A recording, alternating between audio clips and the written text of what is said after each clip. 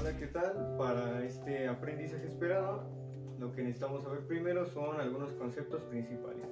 El primero de ellos va a ser el de magnetismo. La palabra magnetismo proviene desde hace muchos años, más de 2000 años en la antigua Grecia.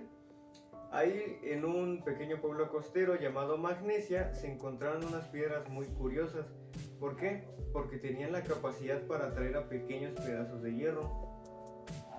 Actualmente a esas piedras se les conoce como magnetita y son un tipo de imán natural. Ahora bien, los imanes entonces son aquellos materiales que tienen la capacidad para atraer o repeler a otros imanes o a otros elementos metálicos. Por ejemplo, algunos que son atraídos muy fácilmente son el níquel o el hierro, sobre todo el hierro. Pero también hay otros materiales que incluso repelen a los imanes, al campo magnético de ellos, como lo son el agua o los gases nobles. Entonces, vamos a ver que un imán es un material que tiene dos polos, uno cargado eléctricamente positivo y otro con carga negativa. Como tal, esto no significa que el imán tiene dos partes, solo es uno. Lo que los polos nos indican es la dirección hacia la cual fluyen las líneas del campo magnético. Estas líneas van siempre del polo positivo al negativo e incluso fluyen dentro del propio imán. Esto es un campo de fuerza. Recordemos que la fuerza es la interacción entre dos o más objetos que provoca un cambio. Hay fuerzas por contacto, como lo pueden ser la presión o la tensión, y fuerzas a distancia, como lo son la eléctrica, la gravedad o, en este caso, la fuerza magnética. Entonces, tenemos las líneas de campo magnético, fluyen del polo positivo al negativo, y son estas las que provocan las interacciones entre los imanes con otros materiales. Pero entonces, hablábamos de que los polos no son las partes de un imán. Entonces, ¿qué pasa si este imán yo lo corto por la mitad? Podríamos pensar que sus cargas se van a aislar, es decir, vamos a tener un pedazo positivo y otro negativo. Sin embargo, no pasa así.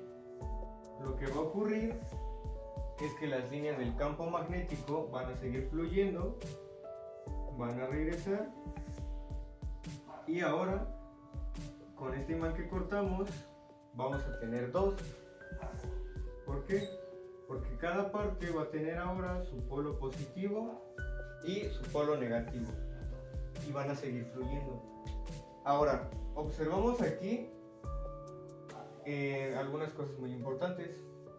Las líneas aquí siguen fluyendo, ¿ok? Entonces, los polos del imán lo que van a hacer es que cuando acercamos dos polos de carga igual, por ejemplo, positivo con positivo o negativo con negativo, estos se van a repeler. Pero si acercamos un positivo con un negativo, se atraen. ¿Por qué? Porque los imanes lo que buscan es un equilibrio entre sus cargas. Buscan llegar a un estado neutral de cargas y por eso es que terminan siendo atraídas. Ahora, hablábamos de que los imanes tienen fuerzas a distancia. Esto significa que, por ejemplo, en este caso, yo puedo tener una superficie de por medio entre estos dos imanes y aún así va a continuar la atracción entre ellos. No afecta el hecho de que esté esta tabla de madera en medio. Ahora, veamos también estos dos clips. Estos no tienen ningún tipo de atracción, son clips metálicos. Sin embargo, cuando yo les acerco el imán, estos se ven atraídos. Y no necesariamente tienen que estar en contacto directo con el imán. Por ejemplo, yo puedo poner este clip por acá y observamos cómo sin necesidad de estar pegado al imán, continúa adherido al otro clip. De igual forma, el campo magnético puede pasar entre estos clips y si yo retiro el imán, por un muy breve periodo de tiempo, continuarán siendo atraídos, siendo que antes no lo hacían. Es una interacción muy interesante. Ahora bien, los imanes los tenemos en todas partes en nuestra vida cotidiana.